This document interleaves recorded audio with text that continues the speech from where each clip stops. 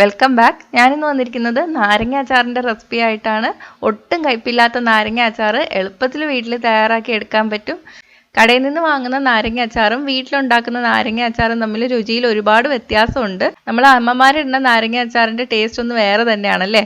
അപ്പോൾ അതുപോലെയുള്ള നാരങ്ങ അച്ചാർ എളുപ്പത്തിൽ തയ്യാറാക്കി എടുക്കാൻ പറ്റും. കയ്പില്ലാതിരിക്കാൻ കുറച്ച് കാര്യങ്ങൾ കൂടി ശ്രദ്ധിച്ചാൽ മതി. അപ്പോൾ നമുക്ക് റെസിപ്പി എങ്ങനെയാണെന്ന് നോക്കാം.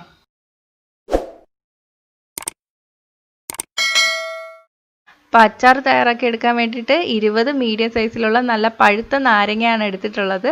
അഴുകിയതോ തല്ലിയതോ ആയിട്ടുള്ള നാരങ്ങയൊന്നും എടുക്കരുത്. അപ്പം അങ്ങനത്തെ നാരങ്ങയൊക്കെ വെച്ചിട്ട് നമ്മൾ അച്ചാറിട്ടാൽ കുറച്ച് കയ്പ്പ് ടേസ്റ്റ് വരും. ഈ നാരങ്ങ ഞാൻ നന്നായിട്ട് കഴുകിയതിന് ശേഷം വെള്ളമൊക്കെ തുടച്ചു വെച്ചിരിക്കുന്നതാണ്. ഇനി നമുക്കിത് ആവി കയറ്റിയെടുക്കാം. ഞാനിപ്പോൾ ഇഡലി പാത്രത്തിൽ വെച്ചാണ് ആവി കയറ്റിയെടുക്കുന്നത്. കുറച്ച് വെള്ളം വെച്ചിട്ടുണ്ട്. ഇതിൻ്റെ മുകളിലോട്ട് നമുക്ക് നാരങ്ങ നിരത്തി കൊടുക്കാം. ഇനി ഒരു 7 മിനിറ്റ് ആവി കയറ്റിയെടുക്കാം. കൂടുതൽ സമയം വയ്ക്കേണ്ട, എന്നാലും നാരങ്ങ പൊട്ടിപ്പോവും. 7 മിനിറ്റ് കഴിഞ്ഞിട്ടുണ്ട്. നാരങ്ങ നന്നായിട്ട് വെന്ത് വന്നിട്ടുണ്ട്. ഇനി നമുക്കിത് പാത്രത്തിലോട്ട് മാറ്റാം. കൂടുതൽ സമയം നമ്മൾ ആവി കയറ്റിയാൽ നാരങ്ങ പൊട്ടി അതിൻ്റെ നീരെല്ലാം പുറത്തു പോവും. ഈ നാരങ്ങ കോരിയെടുക്കുന്ന സ്പൂണും പാത്രവും ഒക്കെ ഞാൻ ചൂടുവെള്ളത്തിൽ കഴുകിയിട്ട് തുടച്ചെടുത്തതാണ്. അങ്ങനെ ചെയ്യുന്നത് അച്ചാറിൽ പൂപ്പൽ വരാതിരിക്കാൻ വേണ്ടിയിട്ടാണ്. നിങ്ങളും അങ്ങനെ തന്നെ ചെയ്യുക. ഇനി നമ്മൾ നാരങ്ങ മുറിച്ചെടുക്കുന്ന കത്തിയും ചൂടുവെള്ളത്തിൽ നന്നായിട്ട് കഴുകിയതിന് ശേഷം തുടച്ചെടുത്തിട്ട് വേണം അരിയാൻ. ഇനി ഈ നാരങ്ങയിൽ പച്ചവെള്ളം തൊടാനേ പാടില്ല. അപ്പോൾ ഈ നാരങ്ങ നന്നായിട്ട് ഒന്നുകൂടി തുടച്ചെടുക്കുക. ഒരു തുണി കൊണ്ടോ അല്ലെങ്കിൽ കിച്ചൺ ടിഷ്യൂ ഇട്ടിട്ടോ തുടച്ചെടുക്കുക. നല്ല വൃത്തിയുള്ള തുണിയായിരിക്കണം.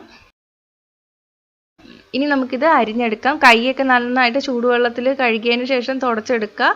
നേരത്തെ പറഞ്ഞ പോലെ കത്തിയും ചൂടുവെള്ളത്തിൽ കഴുകിയിട്ട് തുടച്ചെടുത്തതാണ്. നിങ്ങൾക്ക് ഇഷ്ടമുള്ള പോലെ അരിഞ്ഞെടുക്കാം. 2ആയിട്ടോ 3ആയിട്ടോ 4ആയിട്ടോ ഒക്കെ അരിഞ്ഞെടുക്കാം. ഞാനിപ്പോൾ 4ആയിട്ടാണ് അരിഞ്ഞെടുക്കുന്നത്. വലിയ നാരങ്ങയൊക്കെ ആണെങ്കിൽ 8ആയിട്ടൊക്കെ മുറിച്ചെടുക്കാം. ഇത് അരിയുമ്പോൾ ഒരുപാട് നീര് വരും. അപ്പോൾ ഒരു പാത്രം താഴെ വെച്ചിട്ട് വേണം നമ്മൾ അരിഞ്ഞെടുക്കാൻ. നീരൊട്ടും കളയരുത്. അതും കൂടെ നമുക്ക് അച്ചാറിൽ ചേർക്കാനുള്ളതാണ്. ഞാൻ ഈ അരിഞ്ഞിടുന്ന പാത്രവും നേരത്തെ പറഞ്ഞ പോലെ ചൂടുവെള്ളത്തിൽ കഴുകി എടുത്തതാണ്. ഇനി ഇതിലോട്ട് 1 ടേബിൾ സ്പൂൺ ഉപ്പ് കൂടി ചേർത്തിട്ട് നന്നായിട്ട് മിക്സ് ചെയ്ത് കൊടുക്കാം. അച്ചാറിന് വേണ്ടിയിട്ടുള്ള കൂട്ടൊക്കെ തയ്യാറാക്കി എടുക്കുമ്പോഴേക്ക് നാരങ്ങയിൽ ഉപ്പ് കുറച്ചൊന്ന് പിടിച്ചു വരും. ഇനി ഒരു പാൻ ചൂടാക്കുക. ഇതിലോട്ട് 2 ടേബിൾ സ്പൂൺ നല്ലെണ്ണ ചേർത്ത് കൊടുക്കുക. നല്ലെണ്ണയിൽ അച്ചാർ ഇടുമ്പോഴാണ് ടേസ്റ്റ്. അപ്പം നല്ലെണ്ണ തന്നെ യൂസ് ചെയ്യുക. എണ്ണ ചൂടായിട്ട് വരുമ്പോൾ 2 ടീസ്പൂൺ കടുക് ചേർത്ത് പൊട്ടിക്കുക. 2 വറ്റൽമുളക്, 10 വലിയ വെളുത്തുള്ളി, ചെറുതാണെങ്കിൽ 20 എണ്ണം വരെ ചേർക്കുക. ഞാനിപ്പോൾ വെളുത്തുള്ളി 4ആയിട്ട് മുറിച്ചിട്ടൊക്കെയാണ്. 2 പച്ചമുളക്, 1 തണ്ട് കറിവേപ്പില. ഒന്ന് നന്നായിട്ട് ഇളക്കി കൊടുക്കാം. വെളുത്തുള്ളിയുടെ പച്ചമണമൊക്കെ മാറി വരണം. ഇപ്പം ഞാൻ ഉപ്പൊന്നും ചേർത്തിട്ടില്ല. തീ മീഡിയത്തിലാണ് ഇട്ടേക്കുന്നത്. ഇപ്പോൾ 1 മിനിറ്റ് കഴിഞ്ഞിട്ടുണ്ട്. നമുക്ക് തീ അങ്ങ് ഓഫ് ചെയ്യാം. ഇനി ഇതിലോട്ട് നമുക്ക് മുളക് പൊടി ചേർത്ത് കൊടുക്കാം. തീ ഓഫ് ചെയ്യാതെ മുളക് പൊടി ചേർത്താൽ മുളക് പൊടി പെട്ടെന്ന് കരിഞ്ഞു പോവും. ഞാനിപ്പോൾ 3 ടേബിൾ സ്പൂൺ കാശ്മീരി മുളക് പൊടിയാണ് ചേർത്ത് കൊടുക്കുന്നത്. കാശ്മീരി മുളക് പൊടി ഉണ്ടെങ്കിൽ അത് തന്നെ ചേർക്കുക. അപ്പോൾ നല്ല കളറും കിട്ടും, എരിവും കുറവായിരിക്കും.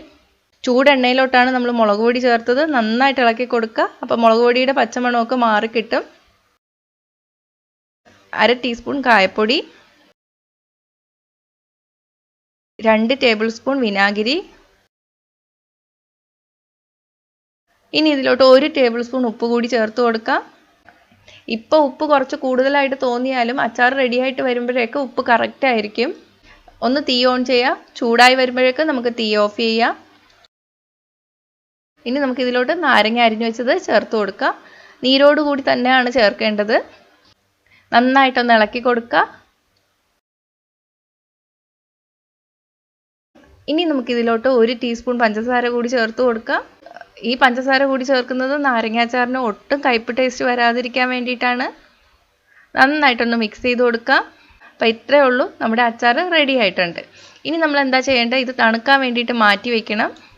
നല്ലവണ്ണം തണുത്തതിന് ശേഷം മാത്രം നമ്മൾ കുപ്പിയിലോട്ട് മാറ്റി സൂക്ഷിക്കാവൂ. അച്ചാർ ഇട്ട് വയ്ക്കുന്ന കുപ്പിയും നന്നായിട്ട് ചൂടുവെള്ളത്തിൽ കഴുകുക. അതിനുശേഷം വെയിലത്ത് ഉണക്കിയെടുക്കുക. ഒട്ടും തന്നെ വെള്ളം നനവ് കാണാൻ പാടില്ല. ഇങ്ങനെ ചെയ്യുന്നത് പൂപ്പൽ ഒട്ടും വരാതിരിക്കാൻ വേണ്ടിയിട്ടാണ്. ഇപ്പം നിങ്ങളുടെ കയ്യിൽ കഴുകി ഉണക്കിയ കുപ്പിയൊന്നും ഇല്ലെങ്കിൽ കുപ്പി ഉണക്കിയെടുക്കുന്നത് വരെ ഈ പാത്രത്തിൽ തന്നെ അച്ചാർ വെച്ചാൽ മതി. നന്നായിട്ട് അടച്ചു വെച്ചാൽ മതി, ഒന്നും വീഴാതെ. കുപ്പി റെഡിയായതിനു ശേഷം അതിലോട്ട് മാറ്റിയാൽ മതി. ഇനി ഇത് കുപ്പിയിലോട്ട് മാറ്റി കൊടുക്കാം. അപ്പോൾ ഇത് ഒരു കുപ്പിയിൽ നിറയില്ല, 2 കുപ്പിയിലാക്കാൻ പോവുകയാണ് ഞാൻ. നിറഞ്ഞതിന് ശേഷം ഇതിൻ്റെ മുകളിലോട്ട് നമുക്ക് കുറച്ച് നല്ലെണ്ണ ചൂടാക്കി ഒഴിച്ചു കൊടുക്കാം. ഇങ്ങനെ ചെയ്യുന്നത് പൂപ്പൽ വരാതിരിക്കാൻ വേണ്ടിയിട്ടാണ്. അപ്പോൾ ഇതുപോലെ ഒഴിച്ചതിന് ശേഷം നമുക്കിനി അടച്ച് വെക്കാം. അടുക്കളയിൽ വെയിൽ കൊള്ളുന്ന സ്ഥലമൊക്കെ ഉണ്ടെങ്കിൽ അവിടെ വെക്കുന്നതാണ് ഏറ്റവും നല്ലത്. 2 ആഴ്ച വരെ നമ്മൾ പുറത്ത് വെക്കണം. 2 ആഴ്ച കഴിഞ്ഞതിന് ശേഷം നമുക്ക് ഫ്രിഡ്ജിൽ വെക്കാം. ഒട്ടും തന്നെ നമ്മൾ പച്ചവെള്ളം തൊടാതെയാണ് ഇത് തയ്യാറാക്കി എടുത്തിരിക്കുന്നത്. അതുകൊണ്ട് ഒരിക്കലും പൂപ്പൽ വരില്ല. 2 ആഴ്ച കഴിഞ്ഞതിന് ശേഷം നമുക്ക് ഫ്രിഡ്ജിൽ വെക്കാം. 2 ആഴ്ച കഴിയുമ്പോൾ തന്നെ നമുക്കിത് കഴിച്ചു തുടങ്ങാം. പക്ഷെ 1 മാസം വയ്ക്കുകയാണെങ്കിൽ അടിപൊളി ടേസ്റ്റ് ആയിരിക്കും. ഈ അച്ചാറിൻ്റെ പ്രത്യേകത എന്ന് പറഞ്ഞാൽ ഇരിക്കും തോറും ടേസ്റ്റ് കൂടി വരും. അപ്പോൾ വേറൊരു രീതിയിൽ കയ്പില്ലാത്ത നാരങ്ങ അച്ചാർ ഉണ്ടാക്കുന്നത് എങ്ങനെയാണെന്ന് ഞാൻ അപ്ലോഡ് ചെയ്തിട്ടുണ്ടായിരുന്നു. അത് കണ്ടിട്ടില്ലാത്തവർക്ക് അതിൻ്റെ ലിങ്ക് താഴെ ഡിസ്ക്രിപ്ഷൻ ബോക്സിൽ കൊടുക്കാം. അപ്പോൾ അതൊന്ന് കണ്ടു നോക്കുക. അപ്പോൾ ഒന്ന് ട്രൈ ചെയ്ത് നോക്കിയിട്ട് നിങ്ങളുടെ അഭിപ്രായം കമൻറ്റ് ചെയ്യുക. ഇഷ്ടമെങ്കിൽ ലൈക്കും ഷെയറും ചെയ്യുക. ഇഷ്ടപ്പെട്ടില്ലെങ്കിൽ ഡിസ്ലൈക്കും ചെയ്യുക. കൂടുതൽ റെസിപ്പികൾക്കായിട്ട് ചാനൽ ഇതുവരെ സബ്സ്ക്രൈബ് ചെയ്യാത്തവർ സബ്സ്ക്രൈബ് ചെയ്യാൻ മറക്കല്ലേ. അപ്പോൾ അടുത്ത നല്ലൊരു റെസിപ്പി ആയിട്ട് കാണാം. ബൈ.